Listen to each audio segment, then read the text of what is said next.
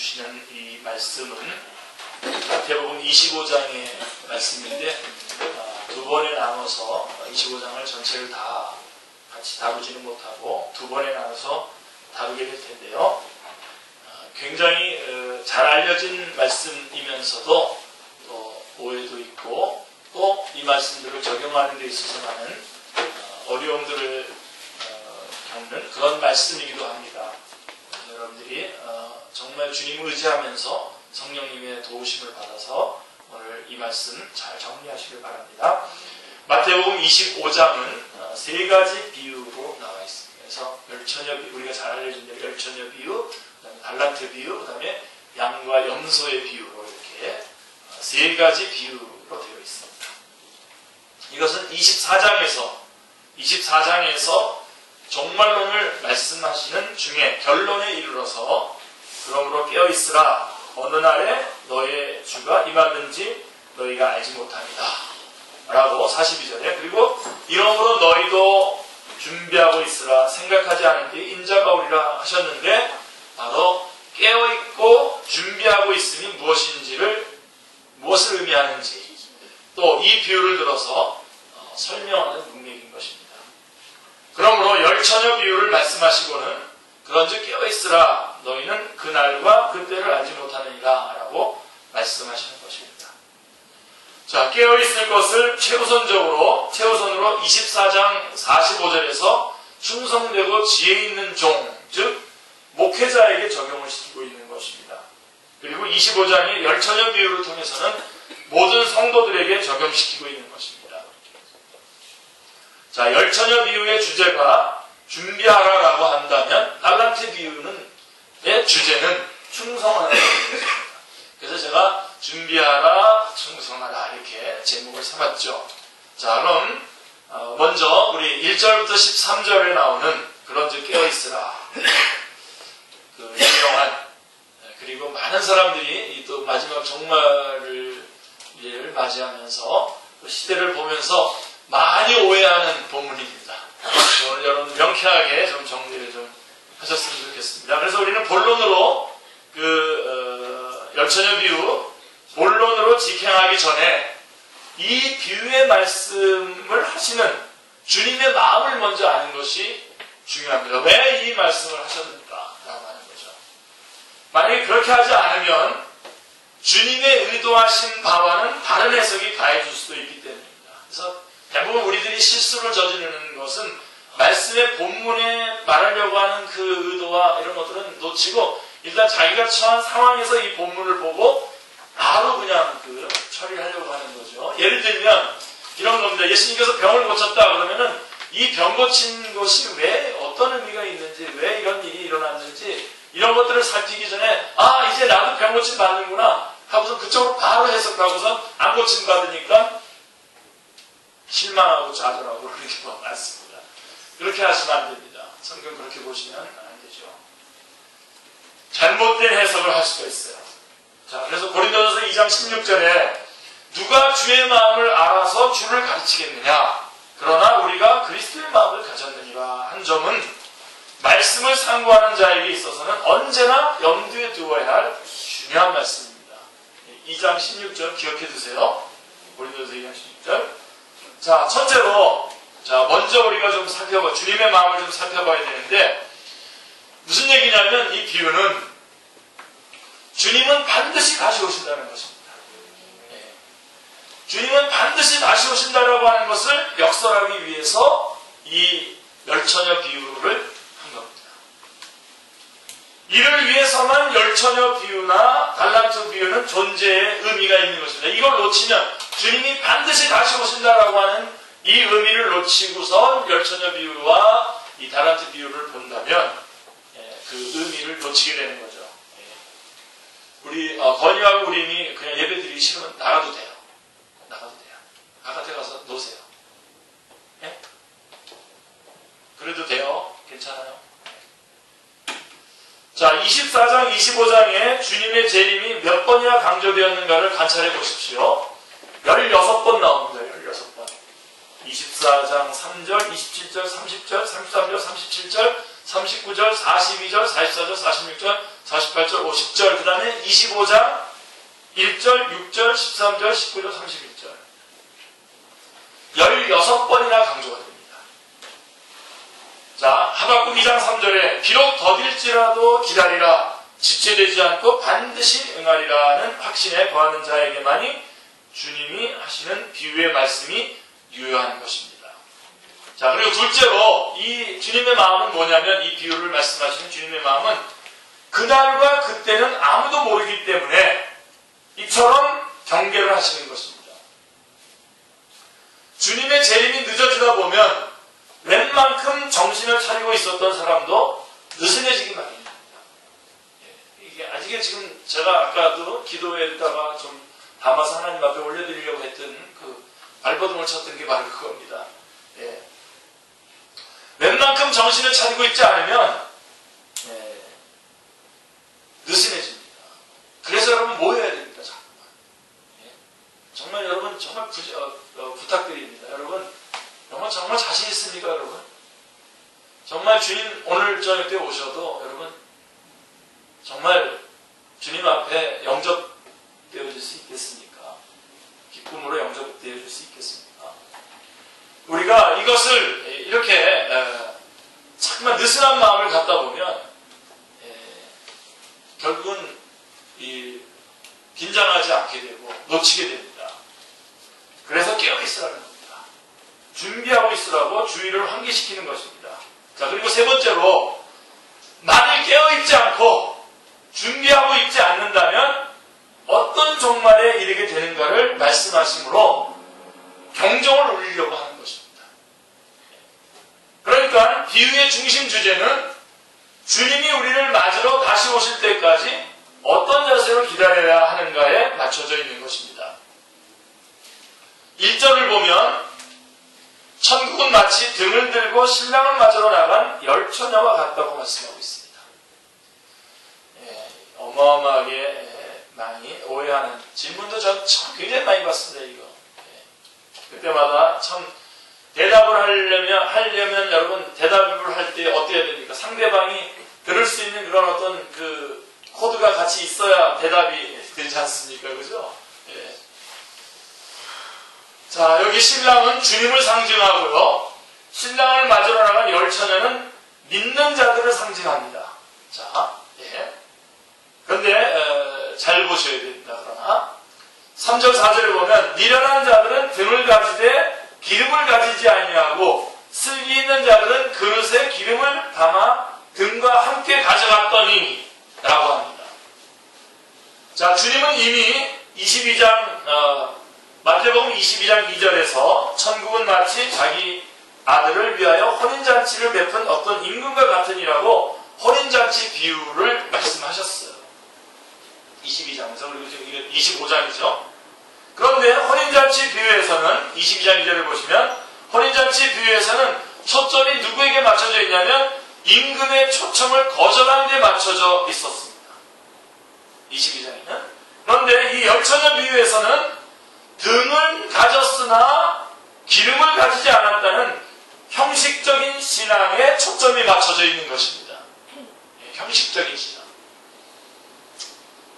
자, 5절에 신랑이 더디옴으로 다 졸며 잘세라고 말씀하고 있습니다. 자, 이는 주님의 재림이 오래일 것을 암시하고 있는데요. 그런데 6절을 보면 밤중에 소리가 나되 보라 신랑이로다 맞으러 나오라 라고 했다는 것입니다. 늦기는 하였고 그래서 오래 기다렸고 심지어 졸기까지 했으나 기다리던 신랑이 온 것입니다. 온다는 겁니다. 신랑이 온다는 거예요. 문제는 기다리는 동안이 아니라 신랑이 왔을 때 어떤 일이 벌어질 것인가, 여기에 뒤에 초점이 맞춰져 있는 것입니다. 자, 미련한 자들의 등불이 꺼져갔기 때문입니다. 자, 그러면 10절에 보세요. 준비하였던 자들은 함께 혼인잔치에 들어가고 문은 닫힌지라 라고 말씀합니다.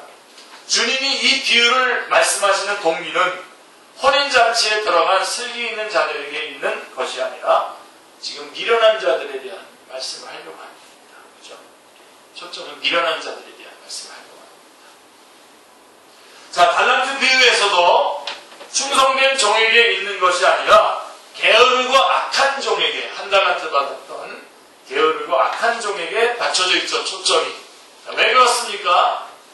11절 12절에 보십시오. 그 후에 남은 처녀들이 와서 이르되 주여 주여 우리에게 열어주소서. 대답하여 이르되 진실로 너에게 이르노니 내가 너희를 알지 못하노라. 이러한 일이 일어날 것이기 때문입니다. 그토록 오랫동안 신랑을 기다렸으면서도 결정적인 순간에 들어가지 못하는 광경이 벌어지지 않도록 하나는 경계이기 때문입니다. 자, 지금 주님은 교회 안과 밖을 대주해서 말씀하시는 것이 아닙니다. 여러분, 이 부분 먼저 깨끗하게 정리하십시오. 예? 교회 안과 밖을 대주해서 말씀하시는 것이 아니라 교회 안에 있는 자들 중에 이처럼 갈라지는 일이 일어나게 될 것에 대한 경고인 것입니다. 교회 안에 계속되는 달란트 비유도요, 달란트 비유, 양거 염소의 비유도 다 동일합니다. 다 교회 내에서 벌어질 일들인 것입니다. 그렇다면 미련한 자들이 준비하지 못한 기름이 무엇인가? 이제 가장 여러분들이 관심이 많죠. 그 기름이 뭐죠? 기름이 뭡니까? 대부분 질문이 딱 간단해요. 그 기름이 뭐예요? 딱 물어볼까요? 그러면 대답하기가 참 저하고 이렇게 늘 아는 사람, 여러분 축제교회 성도들이 물어보면 제가 쉽게 대답하죠. 늘 이렇게 말했던 거니까. 자, 근데 기름이 뭡니까, 여러분? 자, 여기에 관심이 집중될 수밖에 없어요. 그럼 기름이 뭐냐, 도대체? 그런데 이것을 단도직입적으로 대부분 그냥 성령님이라고 딱 하고선 넘어가고 그 안에서 해석하려니까 그냥 엉터리 해석들이 막 나오는 거죠. 조심해야 됩니다. 성령님이라고 바로 하는 거 조심하죠. 지금 교회 내에서 얘기하는 거라고 말씀드렸습니다. 자, 만약에 그래서 여러분들이 이래서 교리 공부를 해야 돼요. 여러분 교리 공부의 핵심이 뭐죠? 우리 청년들 많이 교리 공부의 핵심입니까? 성경 안에서 성경 안에서 그 성경이 말하면 우리는 열심히 그 말씀대로 순종하고 지키지만 성경에서 말하지 않으면 어떻게 하죠? 우리는 끝까지 침묵하는 겁니다. 아무리 민망스럽고 아무리 부끄럽고 아무리 쪽팔려도 그대로 모르기로 결심하는 게 이게 우리 교리 공부의 아주 핵심 아닙니까? 그죠? 자, 근데 보세요. 지금 이것을 성령님이라고 딱 이렇게 해석을 해놓고 난다면 어떻게 되겠습니까? 여태까지 주님의 의도와는 달리, 만약에 그렇게 한다면 주님의 의도와는 달리 이런다고요. 자, 바로 이제 우리들 안에서 서로 막 이제 신율법주의가 이제 우리 안에서 횡행하는 거죠. 당신 성령 받았습니까? 이렇게. 자, 그럼 성령 받은 증거가 뭡니까? 이렇게 하면서 신비주의적인 체험을 강조하는 엉뚱한 방향으로 곡해될 염려가 있기 때문에. 그래서 여러분, 여러분들이 확인하시면 제가 할 테니까요. 여러분 서로 그냥 그대로 인정해 주세요. 네, 여러분 서로 인정해 주시고 제가 확인하고 말씀 또 그렇게 해서 준비하고 또 그렇게 할 테니까요. 우리 안에서 이렇게 서로 막 이렇게 마치 예비군 훈련자 동무처럼 준비노력좀 이렇게 하고 대조하기 그러기 시작하면요, 교회 아주 이상해집니다. 교회 안에 계급이 생겨요. 누구는 점검하는 사람, 누구는 점검받는 사람 이렇게 되어버리죠.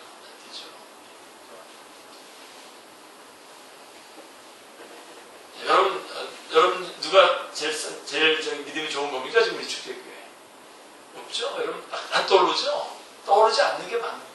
네. 오늘 새로 믿은. 근데 여러분 보세요. 어느 순간에 모든 걸 다 씹어먹을 수, 열방을 다 씹어먹을 것 같다가 어느 날 쫙 가라앉아가지고 저 사람 뭐야? 그럴 때도 있고, 저 사람 뭐야? 그럴 때도 사람인데 어느 날 뻥뻥뻥뻥뻥 하면서 막 뭔가를 또 해내기도 하고, 또 교회를 또 주도해 나가기도 하고 그러는 사람들이 있는 거죠. 그러니까 여러분 우리가 외형적으로 판단하면 안 됩니다. 저도 안 합니다. 저도 솔직히 여러분 잘 안 합니다. 다 조심스럽죠. 자, 그래서 바로 이런 부분입니다. 자, 이 기름이 뭐냐? 이거는 성령입니다. 그럼 너 성령 체험 받았냐? 너 방언, 있냐? 이런 식으로 이제 이걸 끌고 가는 거죠. 예수님 믿었지만 교회 안에 있으지만 방언이나 이런 은사들이 없어서 이 사람은 결국은 기름이 떨어졌고 또 열기가 떨어졌고 그래서 일하는 천재가 된 거다. 뭐 이런 식으로 끌고 가는 말이죠. 자, 이 기름은 복음에 대한 복음이다. 그러니까 아예 저는 이렇게 말해요. 복음이다라고 이렇게 말하고 싶어요. 복음에 대한 믿음, 복음에 대한 은혜로 몸이 안전하다. 이게 전체적인 성경의 모든 것과 맞아요. 예수 그리스도의 구속, 즉 죽으시고 다시 사심을 믿는 자라면 그는 성령님을 받은 자요 은혜를 입은 자이기 때문입니다. 그렇죠? 성령님, 예수님 믿으면 성령님 바로 우리 안에 계시는 겁니다. 성령님 우리 안에 역사하시죠.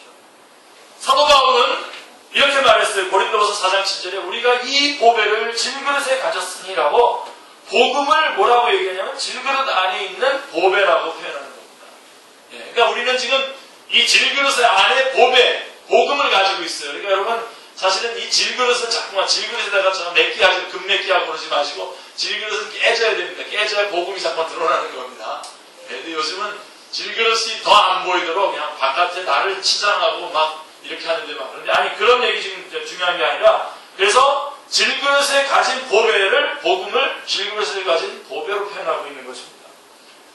그래서 3절에 보면 등을 가지되 기름을 가지지 아니하고 라고 말씀하는 주님의 의 중에는 주님께서 이런 말씀을 하시는 그 의 중에는 영접하지 않은 예수 그리스도를 영접하지 않은 서기관과 지금 바리새인들을 생각하셨을 것입니다. 지금 그 23장, 24장, 25장으로 이렇게 쭉 넘어가는 그 길목. 그러니까 전체 성경도 그렇기 때문에 전체 문맥에서 이렇게 보셔야 돼요. 그러면서도 그들은 종교의식과 형식은 가장 잘 지키노라고 자부하는 자들이기 때문입니다. 저는 지금 같은 마음으로는 이런 형식이라도 좀 잘 지켜줬으면 좋겠다. 그러고 싶은데. 근데 하여간 이들은, 이 서기관과 바리새인들은 종교의식과 형식, 이런 것들을 아주 잘 지킨다고 자부하는 사람들입니다. 이런 일이 교회 시대에도 있었죠. 있을 것을 경계하고 계시는 것입니다. 우리 한번 예를 들어본다면, 라오디게아 교회 기억나시죠? 요한계시록에 나온 2장, 3장에 나오는 라오디게아 교회 보면, 그 교회는 부자교회라고 자기 자부했어요. 부자요. 그 다음에 자부했죠. 그런데 어떻게 했죠? 우리 주님을 문 밖으로 추방을 했습니다. 내가 문 밖에 서서 두드리노니 바로 그게 바로 라오디게아 교회의 말씀입니다. 여러분들이 오늘 심각하게, 특별히 여러분 안에서 열심히 있다고 하는 사람들 안에서 더욱더 심각하게, 특별히 외형적인 어떤 것에 자신 있고 스킬이 있고 그런 능력이 있는 분들은 더욱더 오늘 이 말씀을 분명하게 확인하셔야 됩니다. 종교 기술자들이 얼마나 많은지요. 예배 인도자보다도 종교 기술자들이 얼마나 많은지, 테크닉과 이런 것들도 얼마든지 깔끔하게 하죠. 제가요 정말 한 번 어떤 수련회 갔었는데요. 그 찬양 인도하는 사람이 찬양을 인도하는데요. 제가 구역질이 나서 견딜 수가 없었어요. 저렇게 주어진 저 시간을 저런 자기 얘기를 하느라고 얼마나 매끄럽게 얘기하는지 몰라요. 여기서 막 구역질이 나요. 제가 그 다음에 말씀을 전해야 되는데 말씀을 못 전해요. 특별히 여러분들이 뭔가 익숙하고 뭔가 교회의 어떤 그런 것들에 아주 잘 되어 있는 분들은 오늘 말씀을 다시 한번 분명히 보시길 바랍니다. 자, 이것이 바로 등을 가지되 기름을 가지지 않은 형식적인 믿음인 것입니다.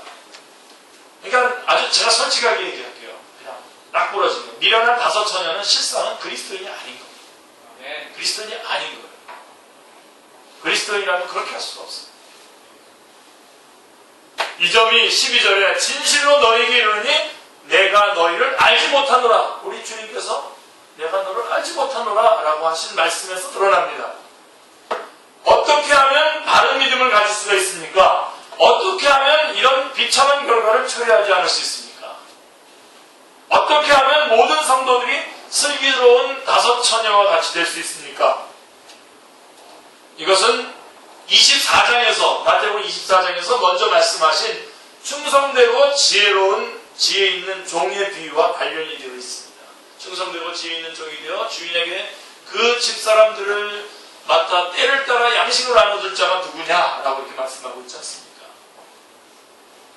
그렇게만 한다면 설교자가 사실은 설교자가 지금 타켓이에요. 지금 설교자가 충성되고 지혜 있는 종이 되어 주인에게서 그 집 사람들을 맡아 때를 따라 양식을 나눠줄 자가 누구냐라고 하시는 주님의 말씀인데요. 만약에 그렇게 한다면 때를 따라서 자기 주인집에 있는 그 집 사람들을 맡아서 때를 따라서 양식을 나눠줄 자, 다시 말해서 복음을 전해줄 자, 그렇게 전해준다면 그 성도들이 슬기로운 다섯 처녀와 같이 될 것이죠. 그래서 회복되어야 될 게 뭐냐면 복음입니다. 이 열처녀 비유에서 핵심적으로 요청하는 그 첫 번째 요청이 뭐냐면 강단에서 복음이 선포되기로 합니다. 복음을 전해줘야만 한다는 말씀입니다. 성경은 에베소서 1장 14절에 그 안에서 너희도 진리의 말씀과 너희의 구원의 복음을 듣고 그 안에서 또한 믿어 약속의 성령으로 인치심을 받았으니 라고 말씀하고 있습니다. 이렇게 하는 것이 종도 그리고 성도들도 깨어있고 준비하는 것입니다. 형식적인 종교만 유지해오던 유대인들이 예수 그리스도가 오셨지만 영접하지 못한 것 같이, 그래서 우리 주님께서 세술은 세 부대에 그 말씀들이 바로 이거 다 연결되는 말씀입니다. 마태복음에서 쭉 연결되는 말씀입니다. 예수 그리스도께서 오셨지만 영접하지 못한 같이 복음이 사라진 형식만이 남은 교회는 주님이 재림하시는 날 내가 너를 알지 못하노라 라고 하는 말씀을 듣게 된 것입니다. 한 사람 한 사람 개인이 바로 그 말씀입니다. 이 말씀은 우리 어린 우리에게 우리 주님께서 안 물어보실 것 같습니까? 우리에게도 물어볼 겁니다. 우리 조금 더 어른인 우리 건이에게도 우리 주님께서 안 물어보겠습니까? 물어봅니다. 그래서 예배 때마다 우리는 항상 복음의 말씀을 듣고 내가 이 복음의 그 자리에 있는지 그것을 항상 점검하고 계속 극대화시켜야 됩니다. 자, 그 다음에 14절부터 30절은 자, 먼저 14절을 보십시오. 또 어떤 사람이 타국에 갈 때에 그 종들을 불러 자기 소유를 맡긴 것 같으니 라고 말씀하고 있습니다. 25장에서 말씀하신 세 가지 비유의 동기는 참으로 절묘한 바가 있습니다. 자, 열처녀 비유가 주님을 기다리는 기본적인 준비를 나타내고 있다면, 자, 기본적인 준비가 뭡니까? 복음으로 그리스도인 되어 있어야 됩니다. 그리스도 되어 있는 자 안에는 성령님이 계셔요. 그래서 그리고 난 다음에 그 기름을 성령님이라고 해석하면 그때는 저는 용납하겠습니다. 아, 그게 기름입니다. 그건 전 용납할 수 있죠. 그러나 그게 아니라 아예 예수님도 영접하지도 않은 거라면 뭐 무슨 준비를 해야 될 필요가 뭐가 있겠습니까? 그냥 그러다가 죄와 사망과 심판과 지옥에 가는 거죠. 그래서 열처녀 비유가 주님을 기다리는 기본 준비를 나타내고 있다고 한다면 복음이죠. 달란트 비유는 주님을 기다리는 동안에 어떤 삶을 살아야 하는가 하는 청지기의 충성을 나타내고, 마지막 양과 염소의 비유가 있어요. 이거는 제가 중국에 다녀와서 한번 더 말씀을 드리든지 모르겠습니다.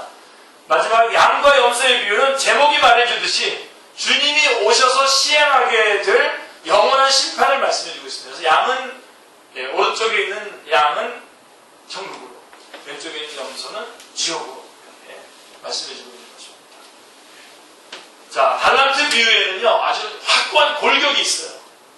아주 분명한 골격이 있는데, 첫째로 타국에 갈 때 이렇게 돼 있어요. 14절에 타국에 갈 때. 자, 이 말씀 속에 다 들어있죠. 예수님의 그 사역이 다 들어있어요. 자, 타국에 간단 말입니다. 자, 주님의 죽으실 것과 다시 살아나실 것과 승천하셔서 영광의 우편에 앉아 계실 것이 이 말씀 안에 다 포함되어 있는 거예요. 자, 타국에 갈세, 주인이 타국에 갈세, 여기에 주님이 오셔서 죽으시고 부활하시고 승천하셔서 하나님 우편에 앉아 계신 것까지가 다 나오고요. 그 다음에 오랜 후에 그 종들의 주인이 돌아와, 19절에. 자, 주님은 분명히 다시 오신다는 겁니다. 다시 여기 또 나오죠. 아까도 그 열처녀 비유에서도 말씀한 것 같이 주님은 다시 오신다는 것이 바로 오랜 후에 그 종들이 주인이 돌아와 이렇게 말씀하고 있습니다. 그리고 세 번째로 어떤 골격이 있냐면 바로 가서 그것으로 장사하여 16절에 이렇게 나오는데 이것은 주님의 승천으로부터 재림하시기까지 주님께서 초림하셔서 십자가 달려 돌아가시고 부활하시고 승천하신 후에 주님이 재림하실 때까지 그 사이에 성도들의 섬김의 삶이 어떠해야 되는지를 나타내고 있는 것입니다. 그리고 네 번째로 그들과 결산하시자 이렇게 되어 있습니다. 이게 끔찍하죠. 19절에 주님이 다시 오시는 날 그날이 결산의 날이 있다는 것입니다. 즉 결산의 날이 있다는 것을 말씀해주고 있는 것입니다. 그리고 다섯 번째로 주인의 즐거움에 참여하게 될 자와 바깥 어두운 데로 내어 쫓길 자로 갈라지게 된다고 하는 골격인 것입니다. 자, 그래서 이제 이런 골격을 가지고 15절에 보시면 각각 그 재능대로 한 사람에게는 금 5달란트를, 한 사람에게는 2달란트를, 한 사람에게는 1달란트를 주고 떠났더니라고 말씀하고 있습니다. 자, 이 비유에서도 여러분들이 아까 기름을 무조건 성령님으로 이렇게 하는 것을 조심해야 되듯이 바로 이 달란트를 바로 은사라고 하는 것으로 바로 연결하는 것을 조심하죠.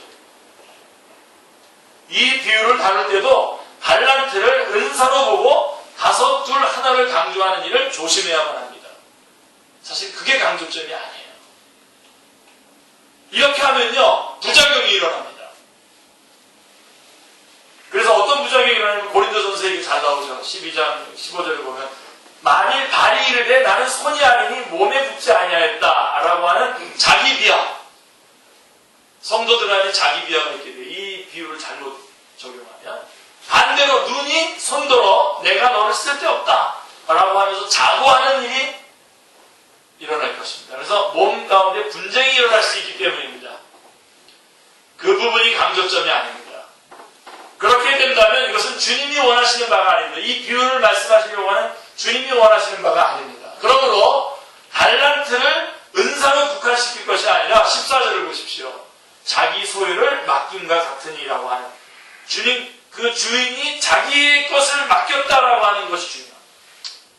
1달란트냐 2달란트냐 5달란트냐가 중요한 게 아니라 주인이 자기 것을 나에게 맡겼단 말이에요. 지금 여러분 오늘 우리 모금적인 성도들 안에 주님께서 자기 것을 맡겼다라고 하는 건데 지금 자기 것을 주인 감격이 별로 없어요. 지금 감격이 일어나도록 제가 표정을 줬는데 이게 강조점이에요. 자기의 소유를 맡긴 것 같으니 내 모습 이대로 내 형편 그대로가 주님이 내게 맡기신 주님의 소유요. 나는 이것을 관리하는 청직이라고 하는 각성이 중요한 것입니다.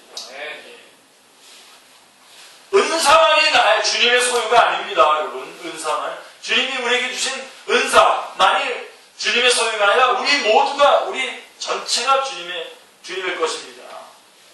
나중에 보겠습니다만은 5달란트로 5달란트를 남긴 자나 2달란트로 2달란트를 남긴 자나 여러분들이 성경을 한번 보세요. 정확하게 똑같습니다. 그 칭찬이 글자 하나 틀리지 않고 똑같습니다. 이래도 여러분 눈치 못 채시겠습니까? 주님의 마음은 똑같은 칭찬과 똑같은 축복이 주어지고 있는 것입니다. 이것이 우리에게 향하신 주님의 기대하심입니다. 주님의 기대하심. 그런데 달란트 비유를 통해서 어떤 성도는 우월감에 빠지게 하고 다른 성도는 좌절하게 만들어서야 되겠습니까? 달란트 비유에서도 경계의 초점은 땅을 파고 그 주인의 돈을 감추어 둔 게으르고 악한 종에게 초점이 맞춰져 있습니다.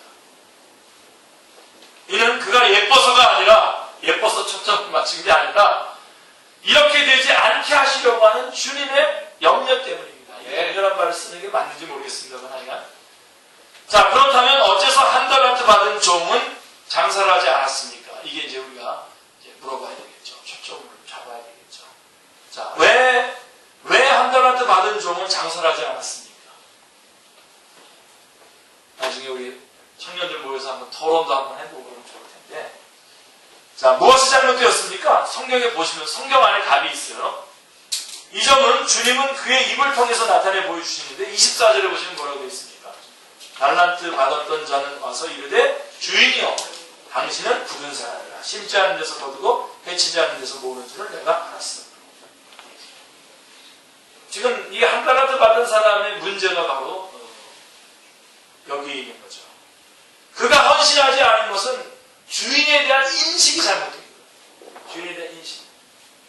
너무 중요한 말씀입니다.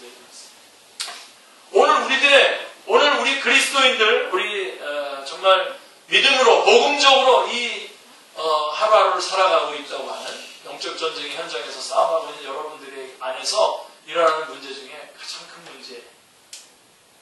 그것은 결국은 어떤 것에서 그 근거가 있냐면 하나님에 대해서 정확하게 모릅니다. 하나님이 어떤 분이신지 모릅니다. 이번 주간에 제가 우리 교리 공부를 제가 한 직장에서 교리 공부를 가르쳐주고 있는데요. 그 첫 번째 시간 우리 청년부는 아직 지금 전에는 우리가 한번 공부했는데 우리 여기 김영희 집사님 여러분들 다 한번 공부했었었는데 다 하진 않았죠. 근데 지금 우리 청년부가 아직 나가진 않았는데 이제 하나님에 대해서 딱 공부를 하기 시작합니다. 근데 그 하나님에 대해서 하나님이 어떤 분이시냐 그랬을 때 하나님은 영원하신 분이다. 근데 그 영원하신 분인데 또 어떤 분이면 불변하시는 분이다. 여러분 만약에 하나님이 변한다고 생각해 보세요. 오늘까지 2013년 2월 11월 오늘 11월 24일 오늘 24일이니까 24일 오늘부터는 예수님을 통해서 구원받지 않습니다. 다른 방법으로 구원받습니다. 이렇게 만약에 된다고 생각해 보세요. 근데 제가 이런 식으로 좀 이렇게 비유를 들어서 말을 했는데 하나님이 불변하시는 분이다라고 하는 말씀을 전했는데요. 우리 안에서 공부하는 사람들 안에서 눈물이 하나님이 변치 않는 분이시다. 그러니 예배가 하나님 변치 않는 분이라는 것을 내가 인식하고 있었다고 잘 인식했다면 우리가 하나님 앞에 예배 드릴 때 전의 삶과 지금의 삶 쇼를 할 수 있습니까? 우리가 쇼하고 아닌 척하고 어떤 거를 내가 좀 거머쥐기 위해서 좀 거짓말도 하면서 이렇게 하고 막 그러면서 이렇게 할 수 있습니까? 그건 부정적인 거고 주님께서 제가 주님 앞에 진실하게 드렸던 그 기도를 여전히 진실되게 받아주고 계시는 변하지 않고 받아주고 계시잖아요. 그러니 여러분 찬양이 나오는 거죠. 우리 교리 공부의 핵심이 뭐였다고 그랬어요? 교리 공부는 결국 하나님을 아는 거고 하나님을 얼만큼 영화롭게 영광 돌리느냐 예배 드리느냐가 교리 공부의 핵심이라고 말씀드렸죠. 바로 그 부분입니다. 지금 이 한 달란트 받은 사람의 문제가 뭐냐면 바로 주인에 대한 잘못된 인식입니다. 하나님에 대한 잘못된 인식. 뭐라고 그랬어요? 당신은 굳은 사람이라 심지 않은 데서 거두고 해치지 않은 데서 모으는 줄 내가 알았어요. 그가 헌신하지 않은 이유가 뭡니까? 여러분 오늘 우리 축제교회 성도들 오늘 여러분들이 그냥 여러분의 인생을 사는 이유가 뭡니까? 주님 앞에 헌신하지 않고 그냥 여러분의 인생을 사는 이유가 뭡니까? 이 한 달란트 받은 사람은요 주님께서 맡기신 사명을 묻고 자기 인생을 사는 거거든요. 자 다시 한번 여러분들이 제가 소리쳐서 이렇게 외친다고 성령님이 여러분에게 역사하시기 바랍니다. 왜 여러분들은 지금 주님 앞에 헌신하지 못하고 자기 인생을 사십니까? 이유는 딱 하나입니다. 하나님에 대해서 잘못 알고 계시는 거예요. 하나님에 대해서 잘못 알고 계시는 거예요. 하나님에 대한 인식, 주인에 대한 인식이 잘못되었기 때문입니다. 끔찍한 일입니다. 수많은 교회들에 있어서 수많은 설교자들이 하나님에 대해서 얘기해 줘야 되는데 지금 하나님이 어디까지 전락했냐면 람보 하나님으로까지 전락을 했어요. 람보. 쿼터백 하나님, 산타크로스 하나님으로 전락했어요. 하나님을 정확하게 안 가르쳐주는 거예요. 그러니까 하나님이 산타크로스니까 하나님 앞에 우리 뭐 해야 되는 거예요? 양말 꽂아놓고 내 인생 살면 되는 겁니다. 그가 다 해주는 거고 나는 그래서 헌신하지 않죠. 자기 인생을 사는 거죠. 그리고 그런 사람이 또 목사님한테 따지는 건 제일 많이 따져요. 왜 안 되는 거죠, 나는? 아니, 언제 또 된다고 하셨어요, 주님께서? 되는 게 하나님의 뜻이에요. 하여간, 대답하기가 참 곤란해요. 기준점 맞추기가 참 곤란한데, 세월이 지나갈수록. 그 사람은 주인을 뭐라고 생각했냐면, 당신은 굳은 사람이라고 이렇게 말씀하고 있어요. 여러분, 하나님이 굳은 분이시에요? 아니면 여기 또 심지 않은 데서 거두는 사람이라고 주인에 대해서 이렇게 말하고 있거든요. 그래서 두려워했다는 겁니다. 여러분, 하나님을 잘 모르는 사람들이 또 다른 자기 인생들의 문제들을 가지고 두려워합니다. 자, 게으르고 악한 종의 문제점이 뭡니까? 예, 뜸들이지 말고 빨리빨리 얘기합시다. 여기서 이 사람의 문제점이 분명히 드러나고 있죠. 그것은 복음서의 두 기둥. 복음서 하면 전에 우리 마태복음 한번 결론하고 했죠. 복음서의 두 기둥이 뭐죠? 하나는 예수 그리스도가 누구신지, 그리고 예수님이 왜 오셨는지. 이 두 가지거든요, 여기. 그래서 마태복음 16장, 마가복음 8장, 누가복음 9장이 이게 분기점이에요. 물론 요한복음은 좀 다른 차원입니다. 그렇지만 복음서의 두 가지 주제는, 두 기둥은 뭐냐? 너희는 나를 누구라고 하느냐라고 하신 주님이 누구신가라고 하는 거. 그러니까 주님이 누군지를 몰랐던 거예요. 지금 이 사람의 지금 문제는 뭐냐면 주님이 누구신가를 모르는 거예요. 그리고 둘째로는 이런 겁니다. 여러분, 우리 주님께서 인자에 온 것은 어떻게 했죠? 섬김을 받으려 함이 아니라 도리어 섬기려 하고 자기 목숨을 많은 사람을 위하여 대속물로 주려 함이라고 그랬잖아요. 근데 이 사람 지금 보세요. 우리 주님은 이렇게 자기를 대속물로 하나님의 미랄로 오셔서 썩어서 자기를 다 내주셔서 그래서 풍성한 열매를 얻으려고 하시는 내주시는 분인데 이 사람 뭐라고 그랬어요? 심지 않은 데서 거두는 분이다. 범두는 사람이다. 전혀 오해를 하고 있죠. 전혀 엉뚱하게.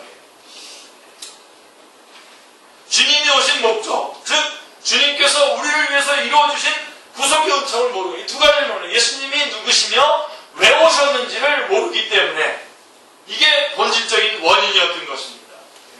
자기 목숨을 대속물로 내어주시기까지 사랑해주신 그분을 엄한 사람으로 인식을 하고 있는 것이죠.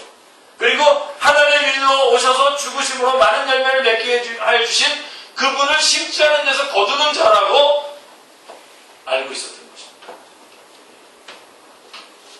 여러분들도 오해가 있으셨으면 푸십시오. 하나님에 대해서 오해하지 마십시오. 그리고 성경 전체를 오해하지 마세요. 성경은 구속의 역사입니다. 여러분, 여기에 죄의 문제도 나오고 징벌에 관한 문제도 나오고 심판에 관한 이야기도 나오지만 이건 다 우리를 구속하기 위해서 주신 말씀입니다. 우리 주님은 우리에게 자기를 주시러 오셨고 그래서 썩어주시고 우리에게 열매 맺게 하시려고 하신 분입니다. 사랑의 하나님이십니다. 근데 엄한 분이고 그 다음에 갑자기 도깨비 방망이처럼 얕하면 뭔가를 만들어내는 심지 않은 데서 거두는 그런 분으로 오해했다는 것입니다. 그러니까 한마디로 말하면 복음의 두 기둥이 예수님이 누구신지 그 다음에 예수님이 왜 오셨는지를 이 두 가지를 모른다는 것은 결국 이 사람이 뭘 모르고 있다는 겁니까? 복음을 모르고 있다는 겁니다. 복음이 뭔지를 모르고 있다. 결국은 복음의 문제였었고 아까 열처녀의 비유에서도 복음의 그런 예수님을 구주로 영접하지 않았기 때문에 문제고 지금도 복음이 무엇인지를 알지 못했기 때문에 일어나는 문제입니다. 한 달란트 받은 사람의 문제. 그래서 복음을 모르게 되면 뭐라고 말하게 되냐면 두려워하여 나아가서 당신의 달란트를 땅에 감추어두었나이다 라고 이렇게 말하게 되는 거죠. 그래서 복음을 제대로 모르니까 어느 날 복음을 들은 것 같아요. 근데 그거는 땅에다 묻어놓고 그냥 교회 생활하는 거죠. 종교 생활을 하고 그 다음에 자기한테 필요하다면 그래서 아무것도 안 하다가 갑자기 빵 뭐가 떨어지기를 바라고 잘못된 신앙. 이건 율법적인 신관입니다. 장사에서 일을 남겨도 내 것이 되지 않을 것이고 만일 잃어버리게 된다면 벌을 받을 것이기에 보소서 당신의 것을 가지셨나이다 하고 한 달란트를 끄집어서 다시 주인에게 준 거죠. 잘한 것도 없지만 잘못한 것도 없다는 태도입니다. 이거 어느 교회 생각나죠? 어떤 미진에서 토해버리겠다고 하는 이것이 볼비에 기록된 율법과 말에 기록된 새 언약의 차이입니다. 그 주인이 대답하여 가로되 나는 그런 사람으로 내가 알았느냐 악하고 게으른 종아 라고 말씀하고 있습니다. 악하다라고 하심은 주인을 아주 나쁜 사람 취급을 하고 있기 때문이고, 게으르다 한 것은 이러저러한 구실을 대고 있지만 실은 여러 구실을 대지만 실은 뭐죠? 일하기 싫어서 임을 하셨기 때문일 것입니다. 그래서 27절에 이렇게 말씀하죠. 추리하는 자에게나 맡겼다가 원금과 이자를 받게 하였을 것이라 말씀함은 종의 타산적인 말에 응해서 하신 말씀입니다. 이자라도 가져오라고 하니까 또 이 말씀 듣고 그러면 이자 해서 하자 뭐 이런 식으로 또 결론을 낼까봐 걱정입니다. 주님께서는 그런 일 없겠죠. 이렇게 말씀하시므로 이렇게 말씀하시는 주님의 심중에는 서기관들과 바리새인들을 생각했을 것입니다. 지금 이어지는 거예요. 율법하에 있는 자들은 하라는 만큼만 할 뿐 더 하지 않습니다.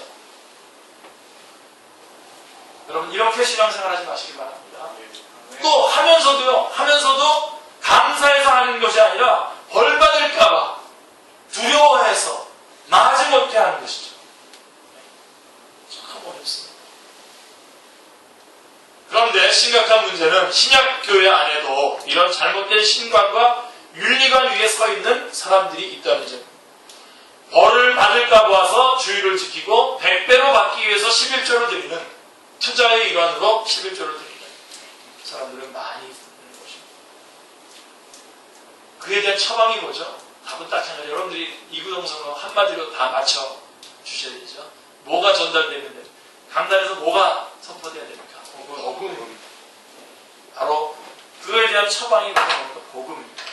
복음서의 두 주제인 예수님이 누구신가와 왜 오셨는가를 증거해주는 즉 복음입니다. 달란트 비유는 이 무익한 종을 바깥 어두운 데로 내쫓으라. 거기서 슬피 울며 이를 갈고 있으리라 하는 것으로 끝을 맺고 있습니다. 결론에 이르러서 보니까 결론에 와보니까 이 사람이 교회 안에 있었지만 누구라고요? 그리스도인이 아니었음을 드러납니다. 그는 게으르고 악한 종일 뿐만 아니라 하나님의 나라 건설에 있어서는 무익한 종이라고 말씀하십니다. 우리가 충성되게 일하고 무익한 종이다라고 말하는 그런 무익한 종이 아니라 정말 무익해서 무익한 종이다.